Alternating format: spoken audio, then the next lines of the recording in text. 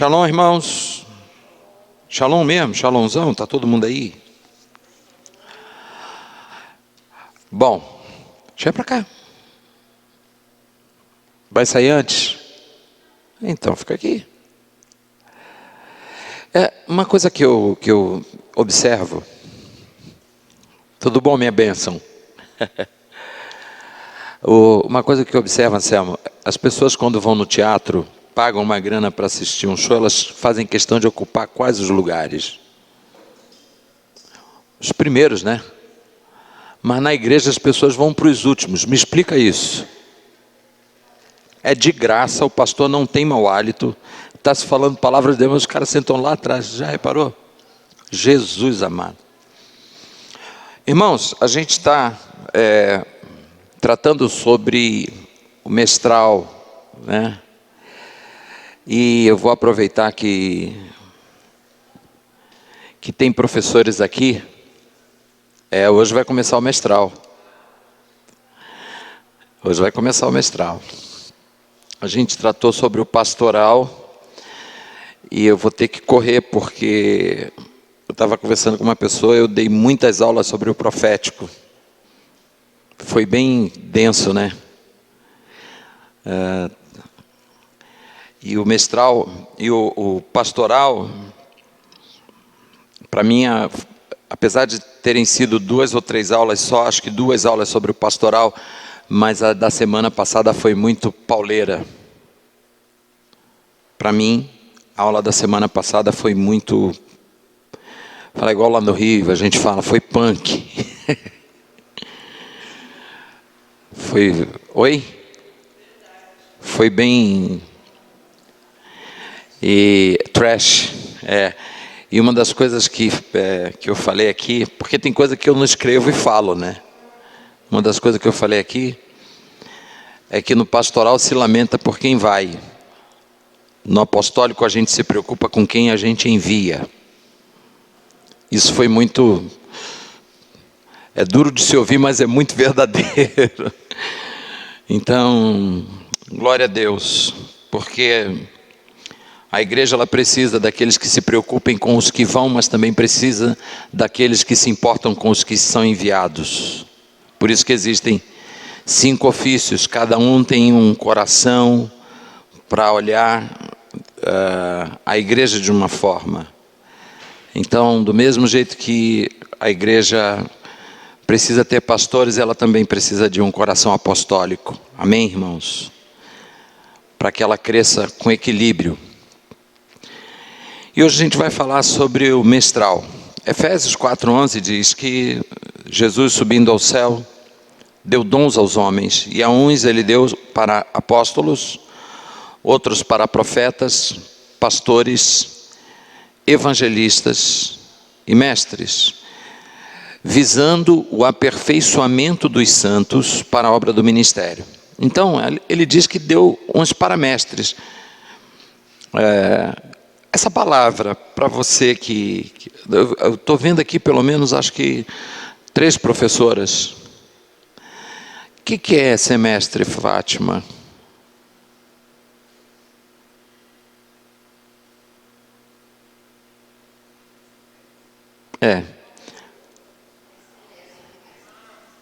Você também está nessa área do ensino, Cláudia? O que é ser mestre? Ensinar. Carlinha, o que é? Ter habilidade para ensinar. Fátima.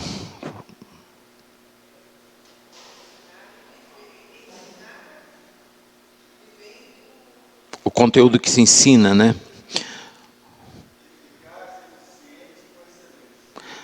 O mestre, para ser mestre, tem que ser eficaz, eficiente e ter excelência. Foi a resposta do nosso mano querido ali. Jussara. O que é ser mestre? Você estava aí preocupada com o conteúdo de um aluno e tal. O que é ser mestre? Jussara não. Elaine, desculpa.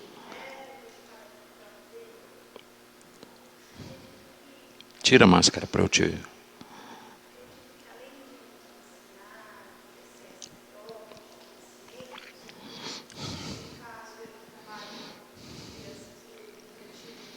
Uhum.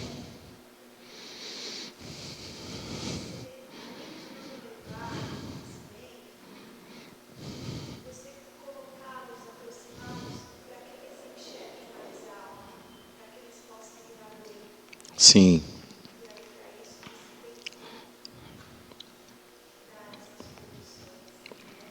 Uhum. Então você está me dizendo que, acima de tudo, além do conhecimento, tem um componente de afetividade que precisa estar inserido nesse contexto da pedagogia.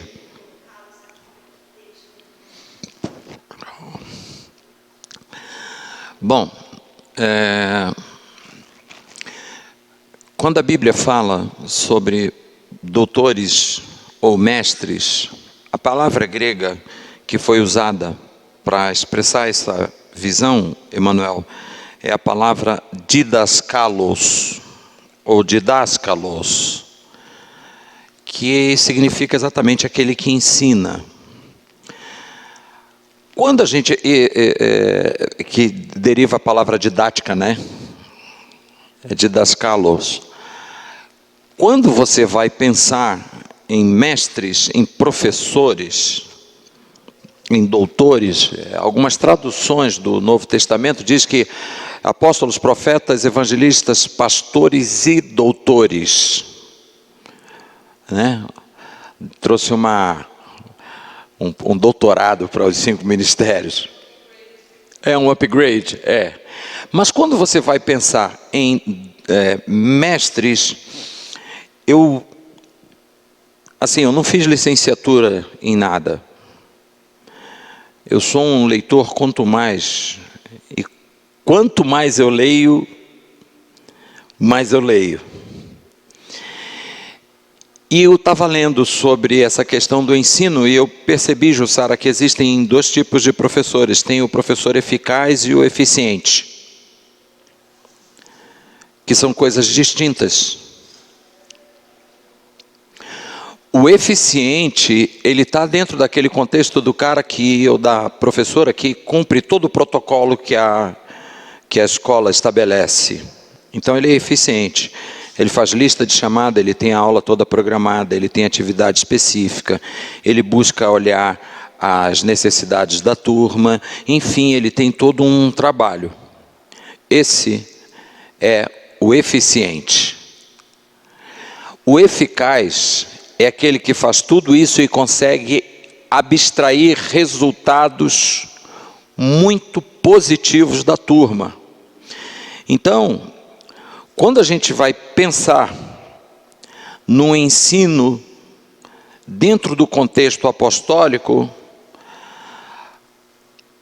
existe algo que a gente precisa prestar muito atenção, porque, diferentemente de um ensino transmitido dentro da escola, o ofício mestral dentro da igreja, ele não vem só para informar, ele vem para formar discípulos que sejam semelhantes a Jesus. E nesse aspecto do ensino apostólico, é muito mais sério, porque dentro do conceito dos judeus da época de Jesus, existia um negócio chamado rabinato, ou escola rabínica. Então, os primeiros dias de uma criança, ela passava com a mãe. Depois de uma certa idade, ela ia para a escola de um rabino. E ali ela ia aprender o jugo de um rabino, ou seja, o código de ensinos que aquele rabino acreditava. E aí essa criança ia sendo desenvolvida no estudo da Torá, que é a lei dos judeus, ela ia estudando a Torá. Quando ela fizesse 13 anos, tem uma cerimônia chamada Bar Mitzvah, que acontece até hoje nas sinagogas judaicas, no meio da comunidade judaica, que é quando o garoto de 13 anos, ele tem que conhecer a Torá tão profundamente que ele tem que ser capaz de recitar textos da Torá decorado. Mais antigamente, tinha que recitar o livro de Levítico, que é chamado Vaikra, se não me engano é Vaikra em hebraico. Tinha que decorar tudo e tinha que recitar. Então, essa criança, ela pegava todo aquele ensino do rabino, que era chamado jugo do rabino, jugo, J-U-L-G-O, jugo. E ela tinha que aprender aquilo tudo, e a partir daquele momento, dependendo do desenvolvimento dessa criança, ela continuaria depois do bar mitzvah estudando com esse rabino. Se ela não fosse aprovada, ela retornaria para casa para aprender a profissão do pai. Então, os discípulos de Jesus, eles foram todos rejeitados pela escola do rabinato, porque a grande maioria aprendeu a profissão do pai, pescador. Uma boa parte deles. Então, quando você percebe que existe um tipo de conhecimento que você transmite, mas que não aprova o cara para ir adiante, como aconteceu no caso dos discípulos, você vê que o ensino de Jesus foi muito mais eficaz. Agora, por que o ensino de Jesus foi mais eficaz? Também era conhecimento, mas era uma questão de que eles olhavam para o que Jesus ensinava e viam duas coisas no ensino de Jesus. Ele praticava o que ele dizia e ele falava com autoridade. Então, quando você pensa em mestres dentro de uma igreja, pessoas que vão instruir o povo na palavra, não somente o conhecimento vai testificar disso, mas a autoridade com que você ensina isso. E eu tremo diante dessa responsabilidade. Porque a autoridade, ela não é testificada pela neurolinguística que você possa utilizar pregando. Não é a tua retórica que vai trazer legitimidade e autoridade ao que você está ensinando. Eu estava conversando com uma pessoa ontem, ela disse, na nossa igreja as pessoas pensam apóstolo. Nós não somos um público de pessoas que ouvem e não registram. As pessoas pensam no que se diz. E isso me alegra muito. Sabe por quê, irmãos? Porque isso dobra a nossa responsabilidade enquanto pastores no sentido de falar conforme os oráculos de Deus. Eu não tenho que inventar teologia para ensinar aqui. Eu tenho que abrir a Escritura e falar. E é isso que vai movimentar a autoridade do ensino. É isso que vai trazer dinâmica ao ensino. Existia uma igreja em Atos dos Apóstolos chamada Igreja de Bereia. Bereia, cidade de Bereia. Aliás, existem igrejas no Brasil chamada Igreja Bereana. Os caras ouviram o apóstolo Paulo falar a palavra. Quando ele acabou, eles disseram assim, agora nós vamos para casa e vamos abrir as escrituras, porque a gente vai conferir o que você falou com o que está escrito. Olha que coisa interessante, irmãos. Eu gosto de gente que vem para a igreja e traz caderno e papel para anotar a mensagem. O irmão dela, Vander, minha ovelha, lá no Rio.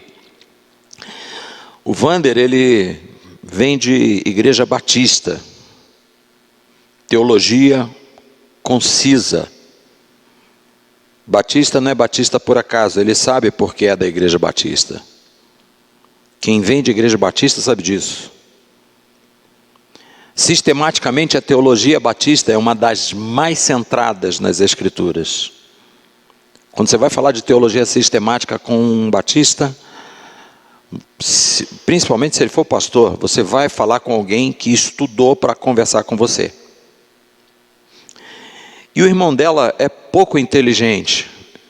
Entre, 50 ou 70 mil candidatos de um concurso, ele passou em 28º. Concurso para o Fórum do Rio de Janeiro, Tribunal de Justiça. E o Vander, ele vinha de uma igreja batista. Então, quando ele chegou na nossa igreja, que ele ouviu a primeira mensagem, no segundo culto ele já veio com um caderno. Lembra disso? Ele já veio com um caderno, irmão. E o cara não fala, mas ele é professor de língua portuguesa. E ele sentava no primeiro banco e ficava me olhando.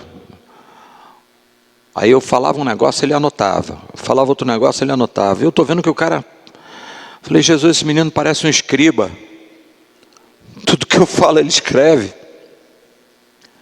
Irmãos, passaram-se uns 2 ou 3 meses, ele chegou no meu gabinete. Posso conversar com o senhor? Eu falei, pode.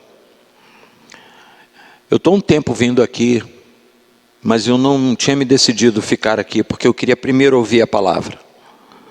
Aí eu falei, que bom, que você não se move por espetáculos, né? Que você... Aí ele disse assim para mim, e eu fui conferir tudo que o senhor pregou. Eu falei, como assim?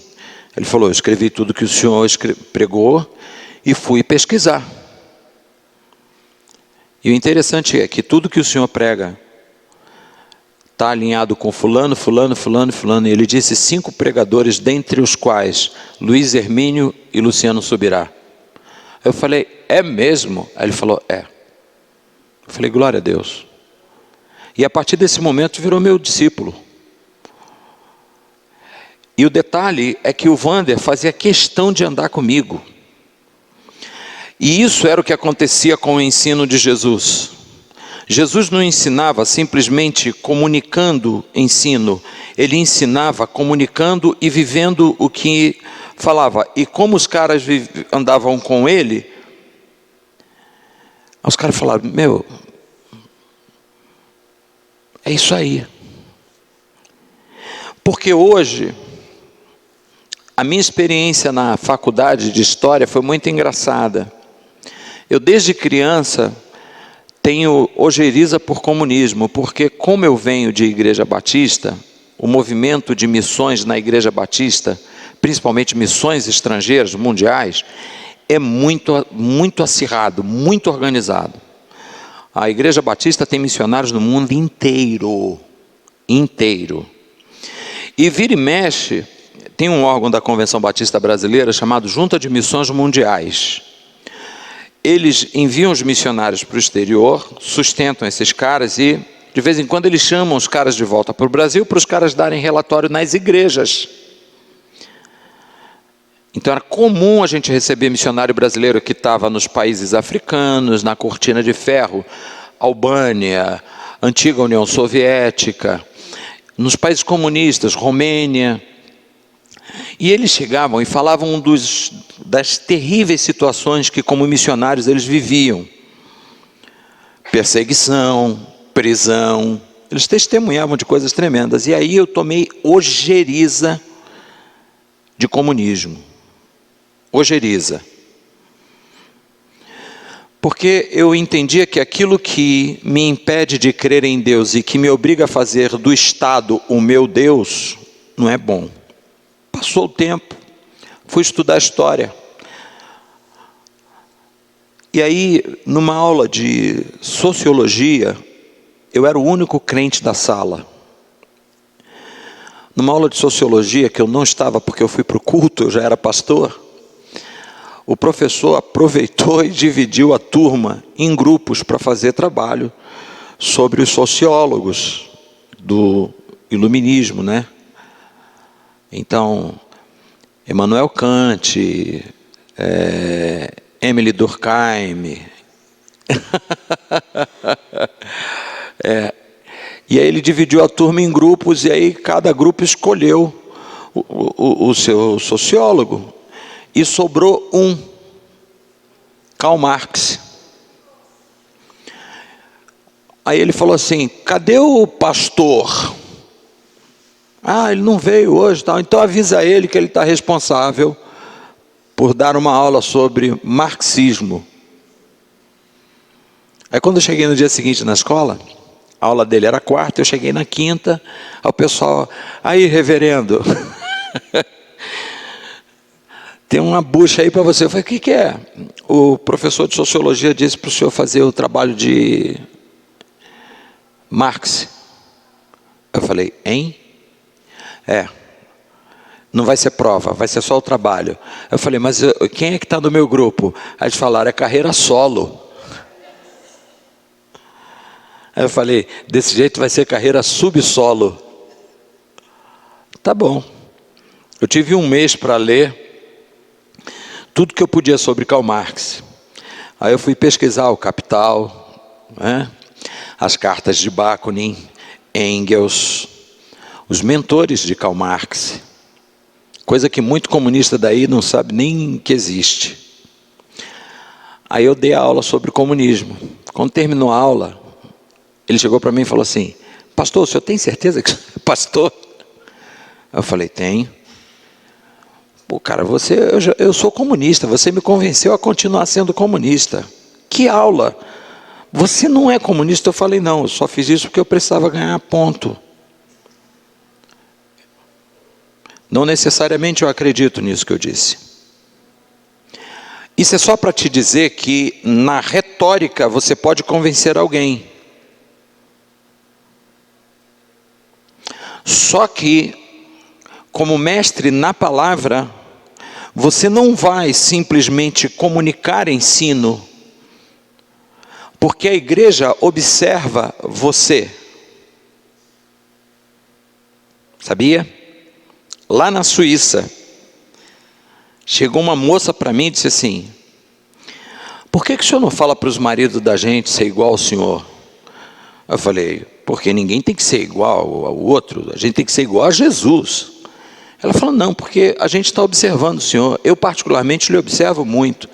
Eu falei: em que sentido? Ela disse: quando a gente chega e lhe dá um pedaço de bolo na festa, o senhor imediatamente vira e dá para a Márcia. O meu marido pega o meu.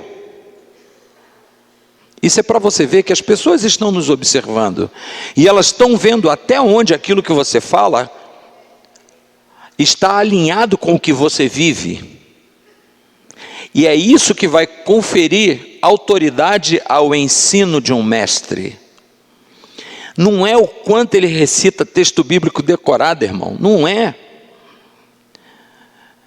Tem um camarada que foi da nossa igreja chamado Robério. Eu ouvi esse cara falar tranquilamente durante 6 meses em reuniões da Rank sobre igreja, organismo e organização. E depois ele falou sobre as 2 naturezas da igreja, Simão e Pedro. Aí você fala assim: eu já li tantas vezes esse texto e nunca pensei nisso. Mas é porque o mestre, ele é alguém chamado por Deus e capacitado pelo Espírito Santo com um equipamento de mergulho para entrar em lugares muito profundos da palavra e extrair tesouros. Quando ele chega, ele vai falar para você: Jesus chorou.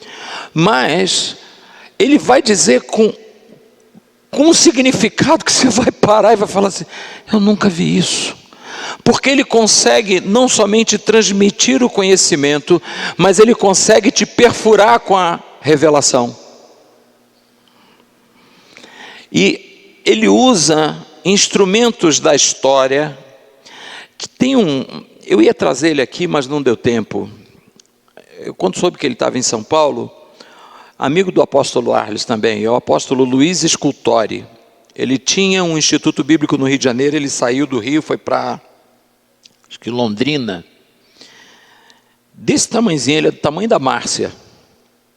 O apóstolo Luiz Scultori foi professor de engenharia da PUC do Rio de Janeiro.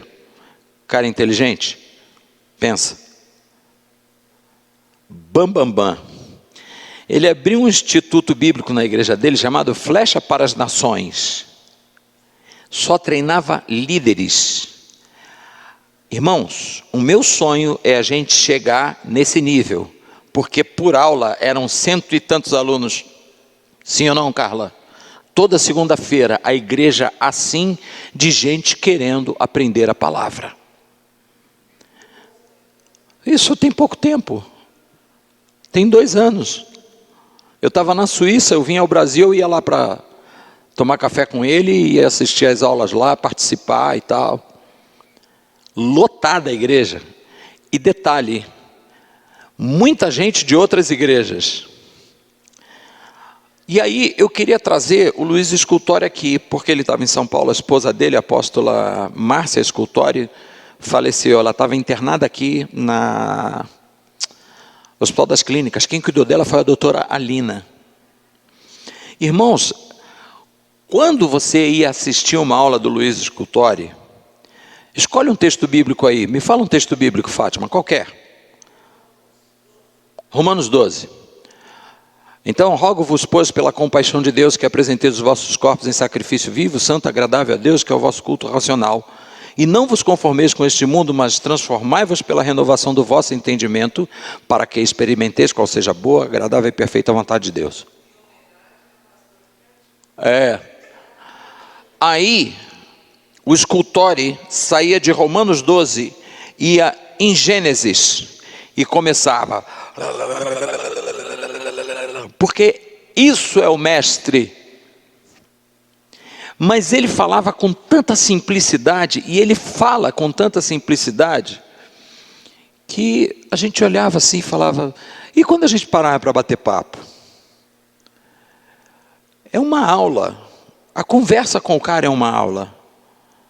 Agora, uma coisa que eu quero dizer para você. Você sabia que nessa perspectiva apostólica dos 5 ofícios, esse aqui que é o apostólico, ele toca todos os outros dedos. Um apóstolo, ele não é somente apóstolo. Ele é apóstolo, mas ele também tem o dom profético. Ele pode se mover no evangelístico, ele pode se mover no pastoral e ele pode se mover no mestral. Existem apóstolos que são verdadeiros mestres na palavra.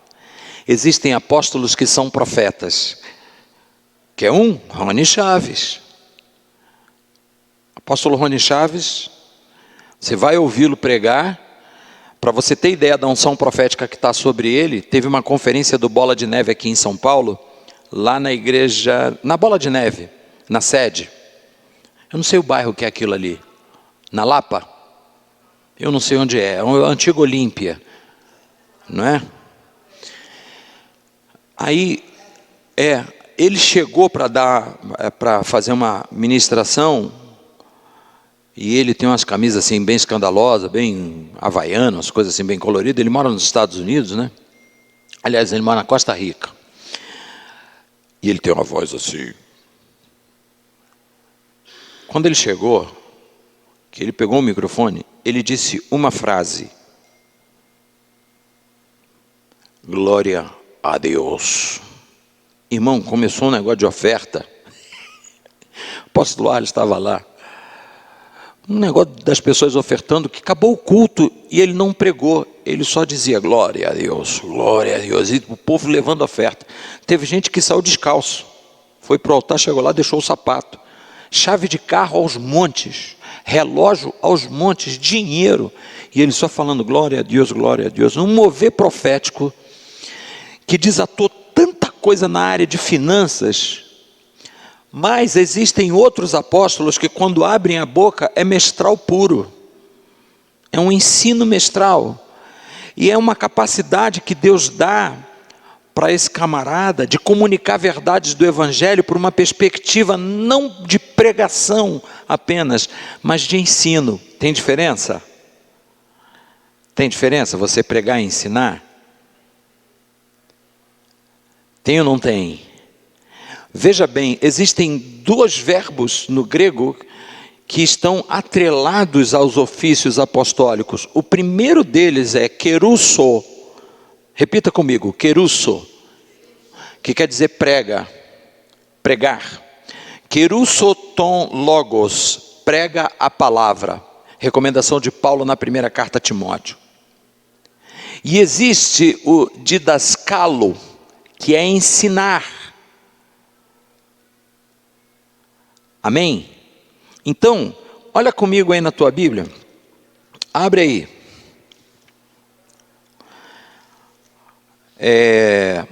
Atos, capítulo 18, versículo 11. Quem pode ler com voz de Isis Letieri ou de Cid Moreira? Quem é o Cid Moreira? Atos 18, 11.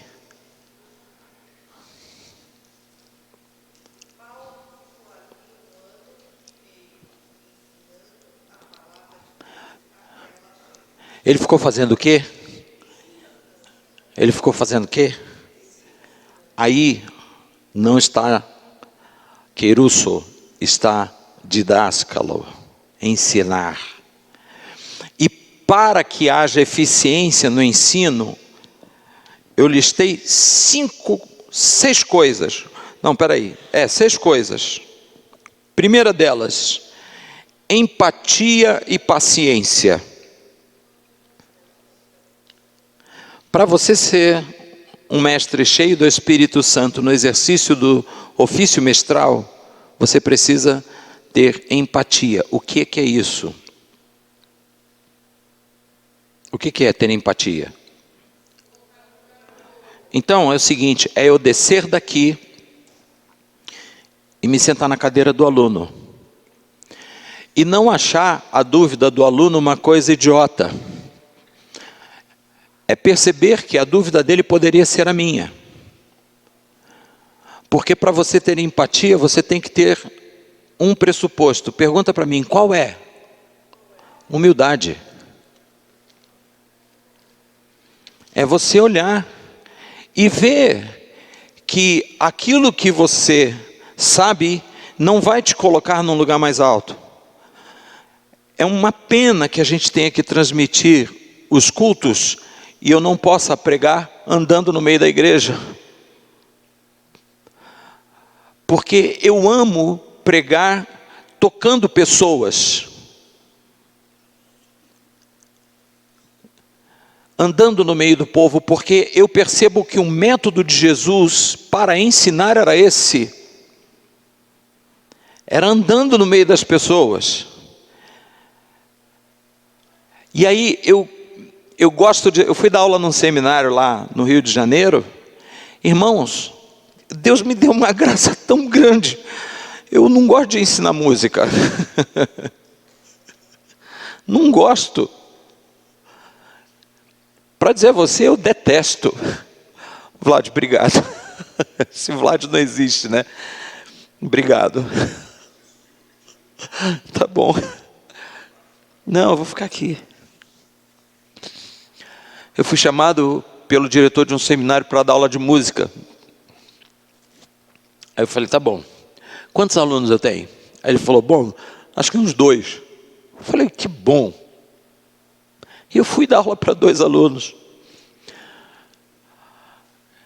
E eu comecei dando aula de teoria.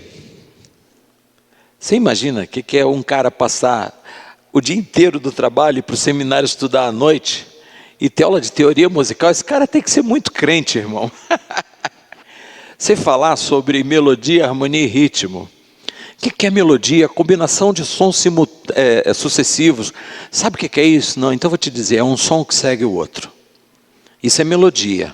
Por exemplo, se eu fizer assim, é uma melodia? Não. Mas se eu fizer assim, é uma melodia? É. Entendeu? Entendi. O que é harmonia? Combinação de sons simultâneos. São tocados ao mesmo tempo.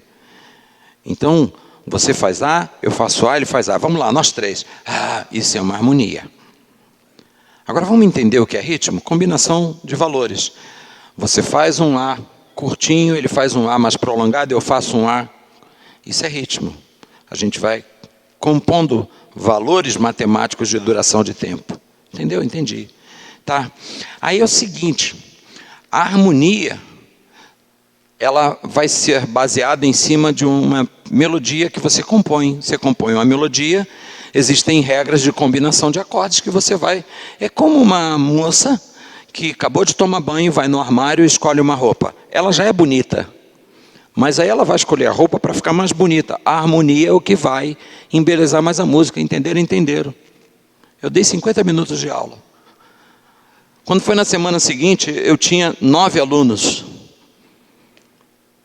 Quando foi na outra semana, tinha 25.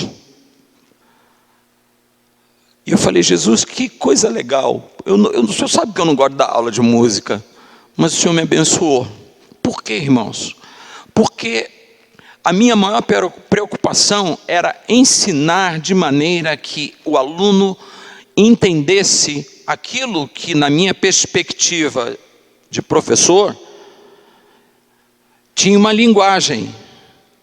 Mas para atingir aquele aluno, eu pedi para Deus me ajudar, e eu fui falar de uma moça que tomou banho e pegou um vestido tal, com um sapato tal e uma bolsa tal, para ensinar para ele o que era a harmonia no contexto da melodia.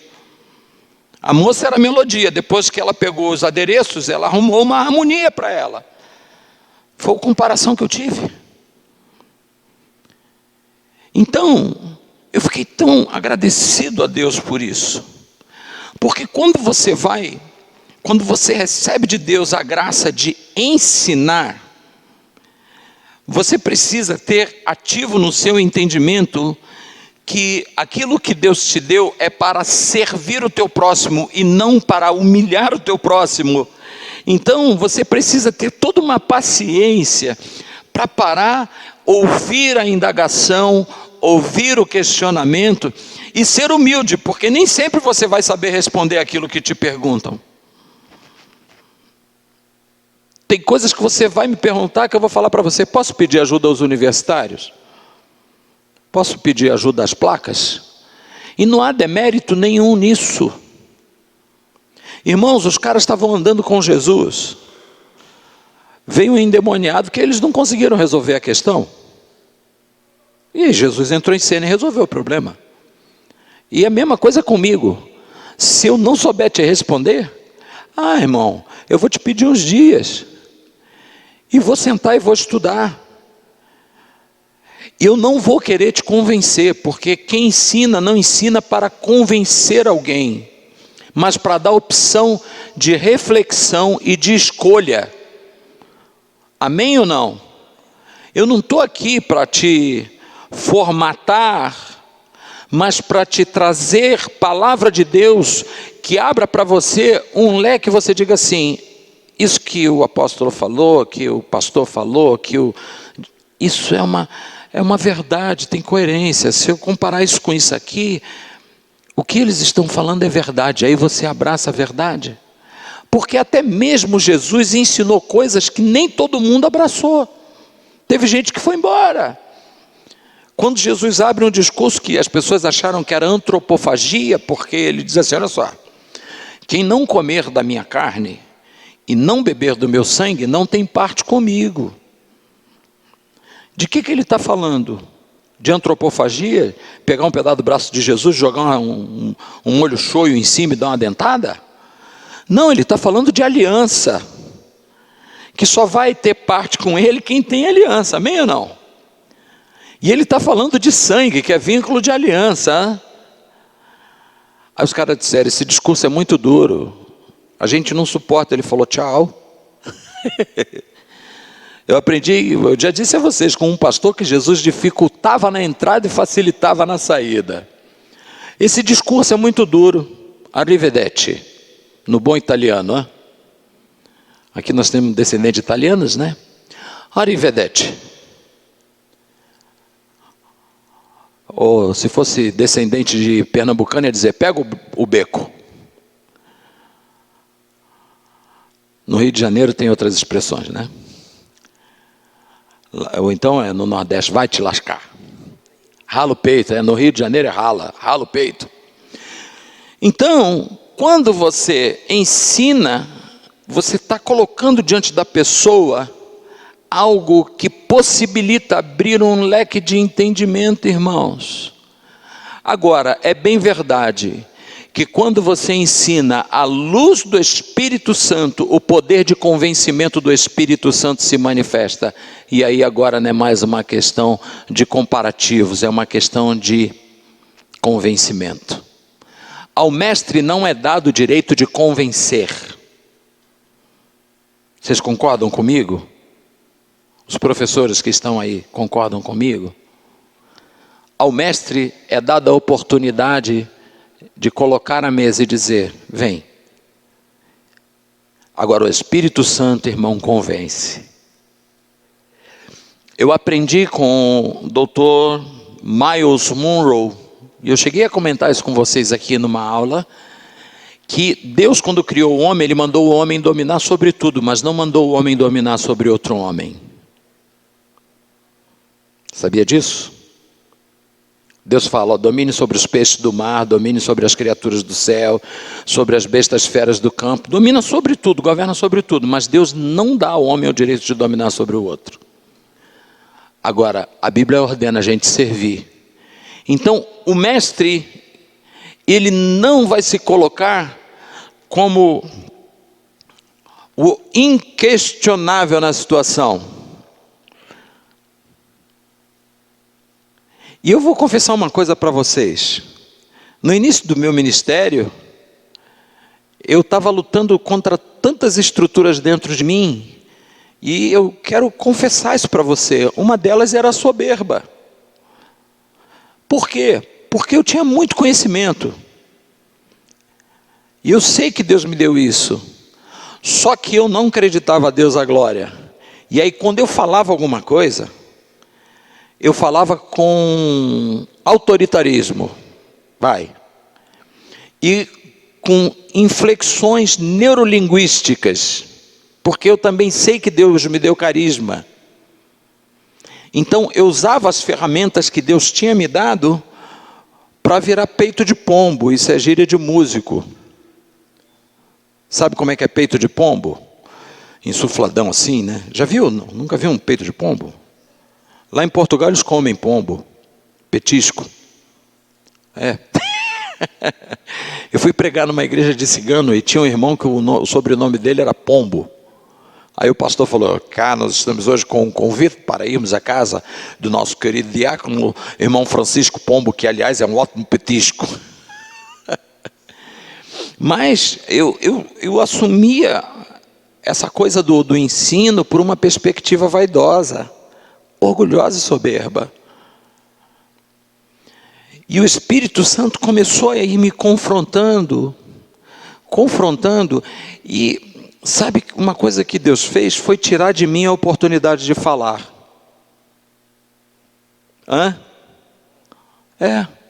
Você, é assim? Senta aqui e fica quietinho. Irmão, eu não era chamado para falar nem em festa de criança. Acabou. E Deus foi amassando o vaso. E eu aprendi uma coisa que me foi muito útil. Lá no Rio de Janeiro tinha um camarada chamado Marquinho Nascimento. Ele era desse tamanho, um pastor. O local preferido para ele orar era em cima da prancha de surf, no meio da praia. Ele pegava a prancha dele, ia para o meio do mar assim, para trás de onde a onda se formava, e ficava lá orando. E um dia ele me contou que estava numa reunião e tinha um garoto que estava numa escola de profetas que era da igreja dele. E nessa reunião que eles estavam, estava doutora Neuza Itioca, apóstolo Léo, Dejaí, os caras fraquinhos aqui de São Paulo, né? E aí eles estavam falando sobre um assunto e esse garoto novo chegou assim todo cheio de empáfia, e o Marquinhos Nascimento estava assim um pouco para trás, só ouvindo os caras, né? E o garoto cheio de empáfia abriu a boca, irmão. Quando abriu, saiu uma asneira que não tinha mais tamanho. A doutora Neuza, ela estava falando, ela parou, ela olhou assim para o lado e falou, com licença. Aí saiu. Aí o Léo, eu vou ali. E ficou só o garoto. Aí o Marquinho Nascimento olhou para ele e falou assim, tu quer me matar de vergonha, infeliz?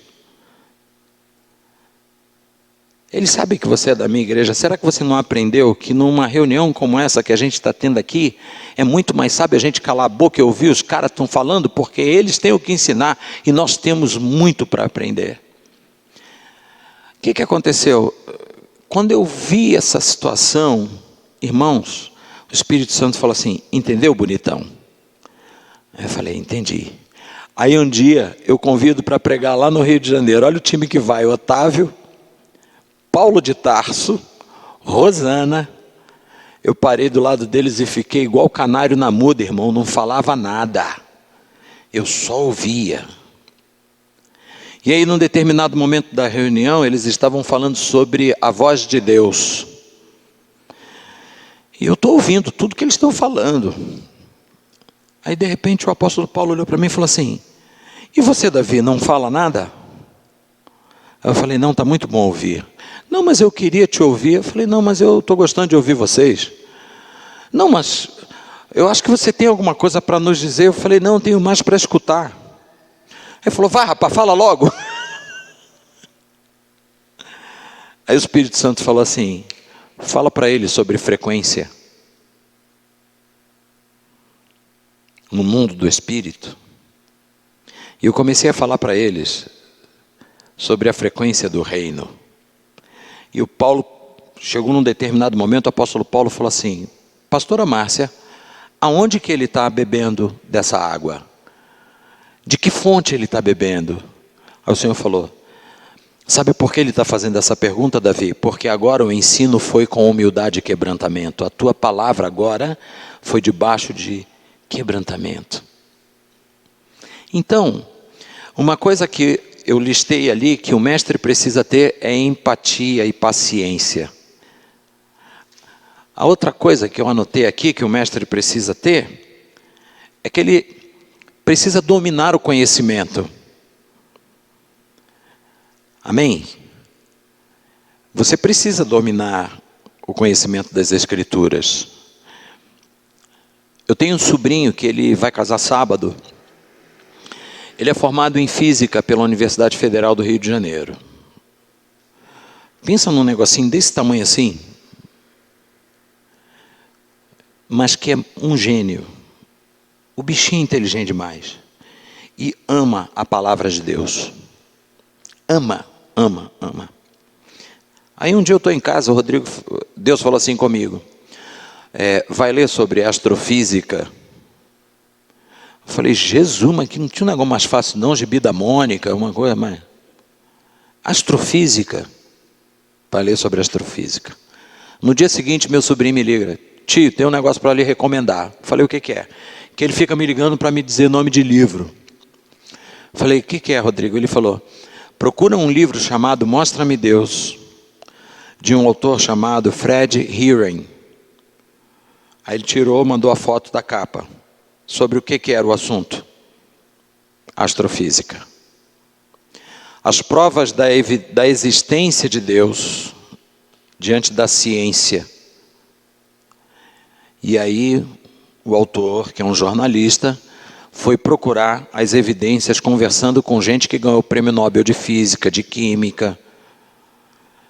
E os caras mostrando, à luz da ciência, as provas de que Deus é. Aí eu li aquilo, mas eu fiquei perguntando: Senhor, por que eu estou olhando isso? Tem coisa aqui que eu nem entendo. E o Espírito Santo foi me fazendo ficar cheio daquele conhecimento ali, mas que na verdade, até então, era só informação. Então eu fui lendo e fui me informando.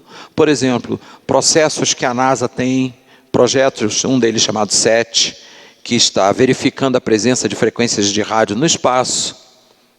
E eu fui estudando isso, lendo, um livro assim. Vou para a Suíça, cheguei lá, conheci um homem chamado Philippe Cardis, que ele é um dos maiores construtores ele é dono de uma Cirela aqui de São Paulo, vai. Ele constrói condomínios. E aí, conheci esse homem. E ele começou a me procurar para a gente conversar sobre Bíblia. E ele estudou nas melhores universidades da Europa. O cara é um empresário, ele é sócio da Sotheby's, que é uma bolsa imobiliária de Nova York. O cara é cabuloso. E aí, nessa conversa com o Felipe, eu comecei a falar de Jesus. E ele, como um suíço humanista, não estava acreditando em nada. Irmãos, eu cheio do Fred Hearing, o Espírito Santo começou a falar assim: começa a falar para ele do que está acontecendo no espaço. Das evidências que a ciência está mostrando a respeito da existência de Deus. Aí eu comecei a falar com ele. O que aconteceu? A informação que eu tinha foi tão penetrante no espírito do cara, porque eu peguei evidências científicas e alinhei com o conhecimento da palavra, com a revelação da palavra. O cara se converteu. E eu batizei o cara. E hoje ele faz parte de uma igreja apostólica em Lausanne. E está firme. É um investidor de missões na África. Então isso é para você entender que é importante que você que tem uma centelha de um chamado mestral ardendo no teu coração, que você entenda que você precisa dominar conhecimento. Não só ter empatia e paciência, mas dominar conhecimento. Terceira coisa, você tem que ser criativo. Uma aula que é ministrada com criatividade, você traz percepção, você facilita a percepção do conteúdo. Sim ou não? Eu fiz curso pré-militar para prova das academias militares. E aí tinha uma matéria, eu tinha 4 professores de matemática, um de matemática moderna, álgebra aritmética e geometria. Então a gente estudou geometria descritiva, plana e espacial. E aí tem a lei dos senos. Vocês já estudaram a lei dos senos. Você lembra dela? Eu aprendi um versinho que eu nunca mais esqueci. Minha terra tem palmeiras onde canta o sabiá. O seno de A mais B é igual a seno A. Cosseno B mais seno B, cosseno A.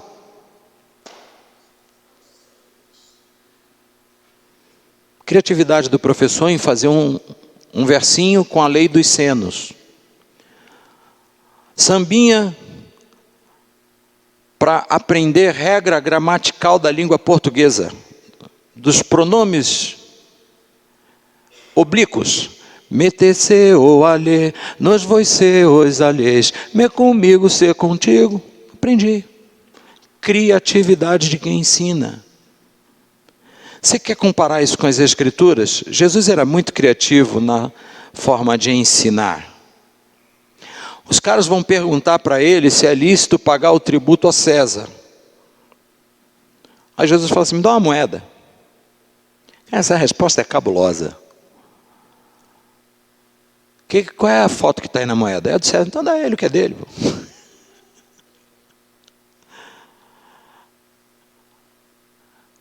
A criatividade de Jesus no ensino era fantástica. Quando na semana que a gente estava dando aula aqui, eu fui falar sobre evangelismo, que eu chamei o Leandro, irmão, eu fiquei rindo de mim depois, eu dentro do trem, sacudindo, dizendo que era macumbeiro. Você tem que ser criativo. Uma outra coisa que não pode faltar para o mestre é versatilidade e comunicação. Digamos que a gente está aqui e que falta luz. Eu cancelo a aula ou eu vou dar um jeito de fazer essa aula ficar poderosa? Eu vou te dizer, o que eu entendo por versatilidade? Um cara versátil é um cara que transpõe obstáculos. Alô? Versatilidade é uma maneira de transpor obstáculos. Alguém pode dar uma outra significação para isso? Versatilidade. Se vira nos 30. Pensou nessa? Anselmo, tem alguma outra? Eu tenho uma lá do Rio, dá teu jeito. Você sabe o que faria se faltasse a luz aqui e eu não tivesse som? A gente ia ter essa aula lá fora. E nós íamos ter uma aula sobre o mestral, olhando as estrelas, porque elas nos ensinam muitas coisas. Inclusive está escrito na palavra em Salmo 19, que os céus manifestam a glória de Deus, o firmamento anuncia as obras das suas mãos. Então, essa coisa da criatividade e da versatilidade tem tudo a ver da comunicação. Por quê? Versatilidade e comunicação. Por quê? Uma vez eu estava assistindo uma palavra do pastor Silas Malafaia, e ele é psicólogo, e ele disse que se você pegar uma criança recém-nascida, injetar nela todos os nutrientes que ela precisa, deixá-la deitada numa cama, e alimentar por sonda, durante todo o período de crescimento, ela vai crescer um vegetal. Porque a neurociência e a psicologia já disseram que a comunicação é a base do desenvolvimento cerebral. Se não há estímulo pela comunicação, vira um vegetal. Olha que bacana. Então significa que a maneira como você comunica ativa coisas boas nas pessoas. Agora você imagina você comunicar o evangelho com graça. No evangelho de Mateus diz que Jesus estava na cidade dele em Nazaré e ele pregou. Ele abriu o livro da lei no texto de Isaías e ele liu: o Espírito do Senhor está sobre mim, porque me enviou para pregar aos quebrantados de espírito, anunciar o ano aceitável do Senhor, trazer liberdade aos cegos e pôr em liberdade os prisioneiros. E ele fechou o rolo da lei e disse assim: hoje se cumpriu entre vós essa palavra. Ele está dizendo que ele chegou ali com essa proposta de libertação. Sabe o que diz nos versículos anteriores e posteriores? E se admiravam das palavras de graça que lhes falava. Cara, você tem ideia do que é isso? Você ensinar o evangelho com graça e unção a ponto das pessoas falarem para você: Jussara, não para não. Não é maravilhoso, irmão? Responsabilidade e coerência. Outra característica que você precisa trabalhar.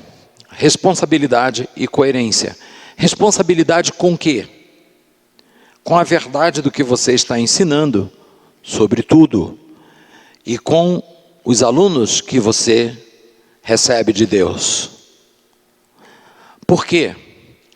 Pensa que o mestral, o apostólico, o profético, o pastoral, são facas que Deus pega. Eu e você somos flechas. Então Deus está pegando esses ofícios que são como faca e está fazendo o quê? Arrumando a flecha. Porque se a flecha não tiver bem desempenada, ela não atinge o alvo com precisão. Pode virar até a flecha do Zé Corubu. Sabe como é que era a flecha do Zé Corubu, né? Não? Vocês não viram pica-pau? Irmão, o que é isso? O Zé Corubu, ele pegava a flecha assim, ela dava a volta e vinha nele. Se você não tiver polido, você vai acertar outro alvo que não o alvo que Deus te destinou. E aí eu quero te dizer uma coisa: você sabia que a palavra pecado, quem me disser essa palavra em grego, vai ganhar uma empada.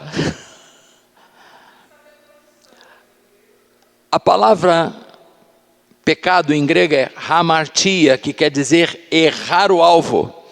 Então, se você não é polido para cumprir a trajetória, você erra o alvo, então você peca. Então, irmãos, esses ofícios estão disponíveis para que eu e você cumpramos o destino que nos é dado. O apóstolo Paulo, ele fala uma coisa muito interessante em Filipenses 3, quando ele diz que, esquecendo-me das coisas que para trás ficam, corro para as que estão diante de mim, correndo para o alvo. Arrepiou. Sabe? Então, eu preciso ter consciência de que há uma responsabilidade para com os alunos. Qual é a minha responsabilidade? Afiá-los e colocá-los na aljava de Deus. Dizer: Deus, o Senhor me deu uma galera que se juntava toda terça-feira, e eles estão aqui nas minhas mãos como flechas que pela tua palavra eles foram polidos e alinhados. Então lança agora, Senhor.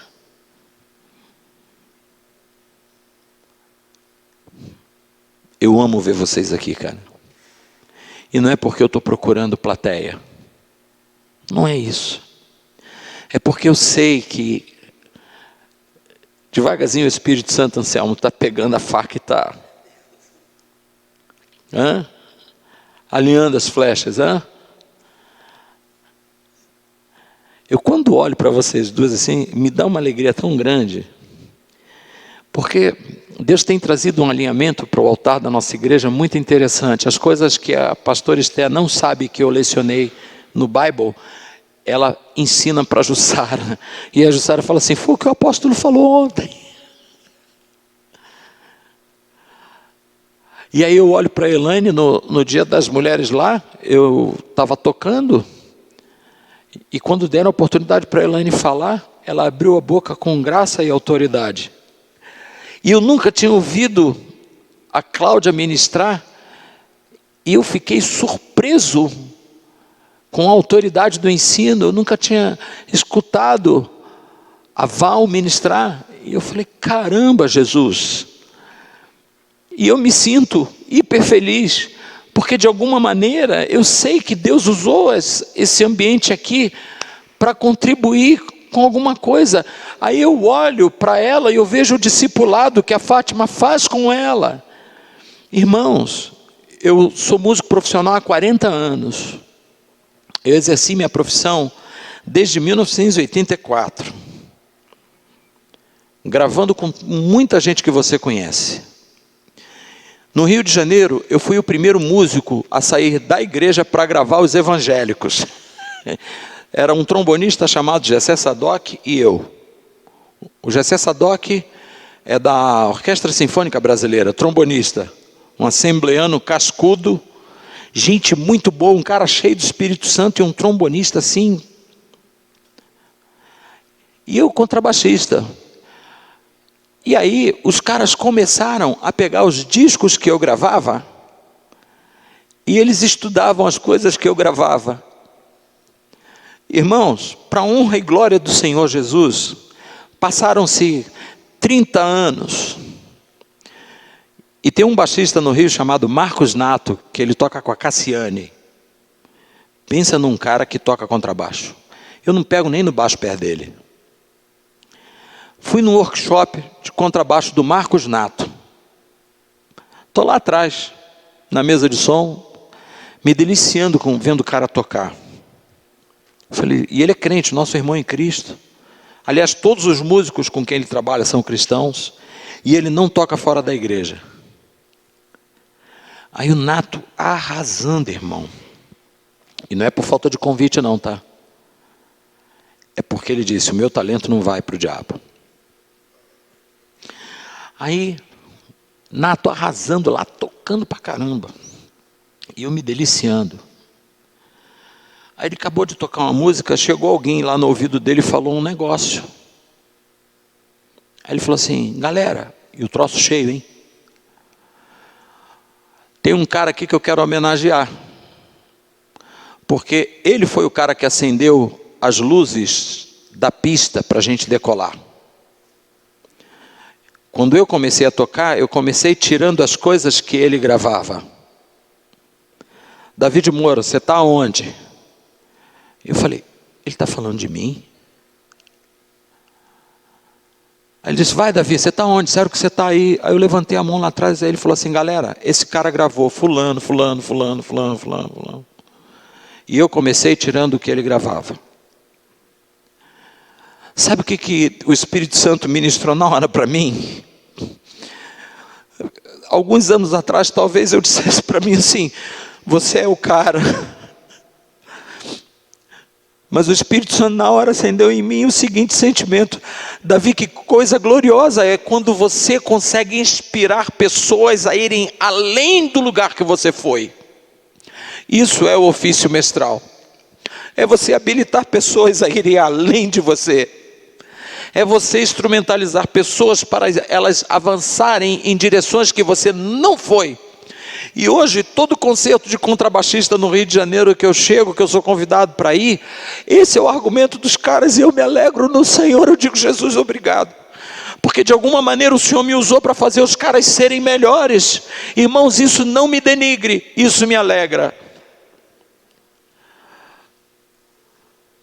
Amém? São 15 para as 9. Já estou acabando. Paixão por ensinar.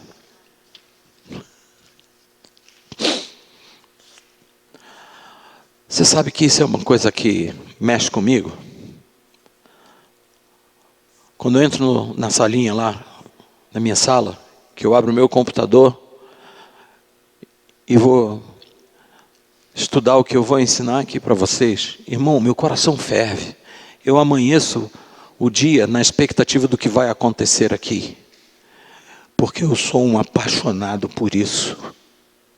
Eu amo fazer isso.